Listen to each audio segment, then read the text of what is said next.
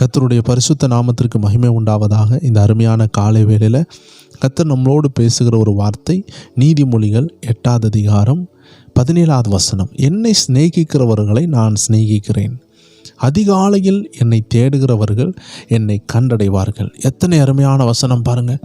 அதிகாலையில் அவரை தேடணுமா? இருட்டோடு அவரை தேடணும். தேவஜனமே, அதிகாலைன்னு சொல்லும் பொழுது நம்ம மைண்ட் ரொம்ப ஃப்ரீயாக இருக்கிற நேரம். எவ்வளோதான் யார் மேலேயும் கோபம் இருந்தாலும் காலையில் எழும்பும் பொழுது நம்மளுடைய சிந்தனை, உடம்பு, பலன் எல்லாமே புதுசாக பலனை பெற்றிருக்கிற நேரம். இந்த நேரத்தில் நம்ம கர்த்தரை தேடணும். அப்படி தேடினா ஒரு போனஸ், ஒரு ஆசீர்வாதம் இருக்குது. அந்த ஆசீர்வாதம் வேறு ஒன்றுமே இல்லை. அதிகாலையில் தேடும் பொழுது அவரை கண்டடைவோம். எப்படி கண்டடைவோம்? வசனங்கள் மூலமாக. ஒரு பாட்டு பாடும் பொழுது நம்ம உள்ளத்தில் அவர் உணர்த்துவார், இன்னைக்கு இந்த வார்த்தை அப்படின்னு பேசுவார். ஒரு பைபிளை வாசிக்கும் பொழுது அந்த ஒரு வார்த்தை மூலமாக பேசுவார். ஒரு செய்தியை கேட்கும் பொழுது ஒரு வார்த்தை மூலமாக பேசுவார். அவர் பேசினா நம்மளால் உணர முடியும். ஒவ்வொரு பேரும் இதை கடைபிடித்து பாருங்கள். அதிகாலையில் எழும்பி பாருங்கள். இன்றைக்கி அநேகருக்கு அதிகாலையில் எழும்ப பயங்கர ஸ்ட்ரெஸ், பயங்கர போராட்டம். காரணம், இரவு ரொம்ப லேட்டாக தூங்குறாங்க. 1 மணி, 12 மணி, 2 மணியும் தூங்குறாங்க. தேவ ஜனங்களே, ஒரு தம்பி அழகாக சாட்சி எழுந்தியிருந்தார். அவர் காலையில் வரைக்கும் வேலை உண்டாம். அந்த வேலையை முடிச்சுட்டு ஒரு 1 hour ஜெபிப்பாராம். கிட்டத்தட்ட 4 மணிக்கு ஜெபிச்சுட்டு தான் தூங்குறார். அப்போது விடிய காலையில் 4 மணிக்கு தான் அவர் தூக்கமே தொடங்குது. நம்மலாம் முழிக்கிற நேரம். அவ்வளோ ஹார்ட் ஒர்க் பண்ணுறவங்க இன்றைக்கி இருக்கிறாங்க பாருங்களேன். ஆனாலும் ஜெபிச்சுட்டு தான் தூங்குறாரு.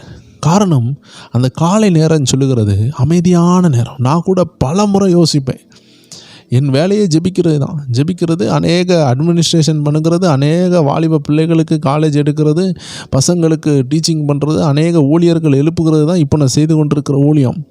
அப்போ நான் அதிகமாக அதிகாலை ஜெபத்துலேயும் இல்லை காலையில் எழும்பி ஜெபிக்கிறதுல உள்ள வித்தியாசம் பார்த்திங்கன்னா, அதிகாலையில் ஜெபிக்கும் பொழுது ஒரு சவுண்டு, எந்த டிஸ்டர்பன்ஸ் இருக்காது. ஆனால் அதே நீங்கள் 9 மணி 10 மணிக்கும் ஜெபிக்கலாம். அந்த நேரம் ஜெபித்து பாருங்கள், கிச்சன் சவுண்டு, பக்கத்து வீட்டில் உள்ள சவுண்டு, எங்கேயோ சுத்தியில் அடித்து கொண்டு இருப்பாங்க, சுத்தியில் எடுத்து ஆணி அடிச்சுட்டு இருப்பாங்க, எங்கேயோ பாத்திரத்தை போட்டுட்டு இருப்பாங்க, எங்கேயோ ஒரு நாய் குலைச்சி கொண்டு இருக்கும், யாரோ ஒரு ஆள் சண்டை போட்டுட்டு இருப்பாங்க. இப்படி பார்த்தீங்கன்னா நம்மளை ஜெபிக்க விடாதபடி உள்ள தொந்தரவு இருக்கும். அதனால் எவ்வளோ சீக்கிரமாக தேவஜனங்கள் இரவு தூங்குறீங்களோ அவ்வளோ சீக்கிரமாக நீங்கள் காலையில் எழும்ப கர்த்தர் உதவி செய்வார். ஒரு ஏக்கத்தோடு, ஒரு ஆயத்தத்தோடு, நாளைக்கு ஆண்டவரை பார்க்கணும் ஒரு ஆயத்தம். ரொம்ப நாள் கழித்து உங்கள் அப்பா நாளைக்கு காலையில் வராங்க, மிலிட்ரியிலேருந்தோ இல்லை அமெரிக்காவிலேருந்தோ இல்லை இங்கிலாந்துலேருந்தோ ஏதோ ஒரு வேலையிலேருந்து, கல்ஃப் கண்ட்ரீஸில் துபாயோ எங்கேயோ இருந்து வராங்கன்னா, நீங்கள் நைட்டு சீக்கிரமாக தூங்கிட்டு அப்பா காலைல வருவாங்கன்னு எதிர்பார்த்துட்ருப்பீங்க. காலையிலே எழுந்திரிச்சிருவீங்க, விடிய காலையிலே எழுந்திரிச்சிருவீங்க. இதுதான் இன்றைக்கி பிள்ளைகளுடைய அழகு. காலையிலே எழுந்திரிச்சிருப்பாங்க, அப்பா வருவாங்க, விளையாட்டு ஜாமான் கொண்டு வருவாங்க, சாக்லேட் கொண்டு வருவாங்க, அப்பா வருவாங்கன்னு ஒரு சந்தோஷம். தேவ ஜனங்களே, இதே எதிர்பார்ப்பு நம்ம காலையிலே எழும்பி ஆண்டவரை பார்க்கணுன்னு உள்ள ஒரு உணர்வு நம்ம ஒவ்வொரு பேருக்கும் உண்டானால் கண்டிப்பாக நீங்கள் அவரை தரிசிப்பீங்க. எந்த சந்தேகமும் இல்லை. ஒரு முறை 3 மணி அளவில் நான் ஜெபிச்சுட்டு, அதிகாலையில் நான் ஜெபிச்சுட்டு நான் சரிந்து ஒரு இடத்துல உட்கார்ந்துருந்தேன். அந்த நேரத்தில் தான் எனக்கு ஆண்டவர் ஒரு பெரிய தரிசனத்தை கொடுத்தார். என் ஊழியத்தினுடைய அஸ்திபார தரிசனத்தை கொடுத்தார். பிதாவாகிய தேவனுடைய சத்தத்தை கேட்க ஆண்டவர் உதவி செய்தார். அந்தகார ஆவிகள்லாம் என்னன்னு காமிச்சு கொடுத்தார். என் வாழ்க்கையே மாறினது, என் ஊழியமே மாறினது. நான் செய்ய போகிற ஊழியம் எப்படிப்பட்டதுன்னு காண்பித்து கொடுத்தார். ஆம் தேவ ஜனமே, இந்த மாதிரி என்கவுண்டர்ஸ் நம்ம லைஃப்பை மாற்றும். ஒரு தேவ மனிதர் இருந்தார். அவர் அதிகாலையில் ஜெபிக்கும் பொழுது அவருடைய அறையில் ஒரு சாத்தான் வந்தான். இதை கேட்டுட்டு ஜெபிக்காமல் போயிடாதீங்க. சாத்தான் வரான்னு அவனை ஜெயிக்கக்கூடிய கிருபை ஆண்டு கொடுப்பார். அந்த சாத்தானை பிடித்து அவர் அடின்னு அடித்தார். அப்படிப்பட்ட சில அனுபவங்கள் நீங்கள் யோசிக்கலாம், சாத்தானை எப்படி பிடித்தார், அவெல்லாம் ஆவியாக இருப்பான். அதுதாங்க ஆவிக்குரிய யுத்தம். ஆவிக்குரிய யுத்தத்தில் நிறைய ரகசியங்கள் இருக்குது. இயேசு மறுரூபம் ஆனாராம் மலையில் போயிட்டு. அவருடைய முகம் பிரகாசித்தது. அது எப்படி நடந்துச்சுன்னு யோசிக்கலாம். அவர் முகம் சரீர ரூபம் தானே. இந்த சரீரத்துக்குள்ளாடி ஒரு லைட்டை வெளிச்சத்தை வர வைக்க முடியுமா? எங்கேனாலும் லைட்டு கனெக்ஷன் கொடுக்கலாம். ஆனால் நம்ம மூஞ்சில் லைட்டு கனெக்ஷன் கொடுக்க முடியுமா? இந்த சரீரத்தில் அப்படிப்பட்ட வல்லமை வருமா?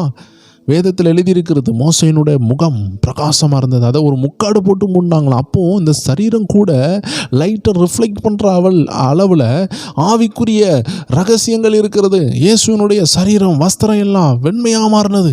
தேவ ஜனங்களே, சில ரகசியங்களை நீங்கள் பெற்றுக்கொள்ளணும்னா, உங்கள் வாழ்க்கையை குறித்த ரகசியங்கள் பெறணும்னா நீங்கள் காலையில் எழும்பணும். அப்போந்தான் நீங்கள் அந்த ரகசியங்களை பெற்றுக்கொள்ள முடியும். எல்லாரும் ஜெபிப்போமா?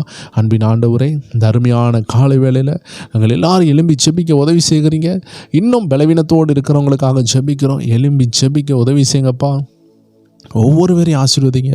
அதிகாலையில் அவங்க உங்களை தேட, உங்களை கண்டடைய, உங்களை நேசிக்க, உங்கள் அன்பை பெற்றுக்கொள்ள ஒவ்வொருவருக்கும் உதவி செய்யுங்க. இயேசுவின் நாமத்தில் ஜெபிக்கிறோம் எங்கள் நல்ல பிதாவே.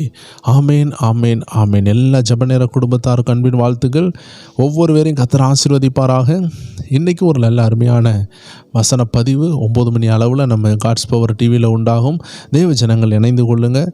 தொடர்ச்சியாக இந்த ஆவிக்குரிய வளர்ச்சிக்கு ஏதுவான வார்த்தைகளை பெற்றுக்கொள்ளுங்கள். இணைந்து கொண்டு வார்த்தைகளை கேட்டு ஆசீர்வாதங்களை பெற்றுக்கொள்ள அன்போடு அழைக்கிறோம். God bless you.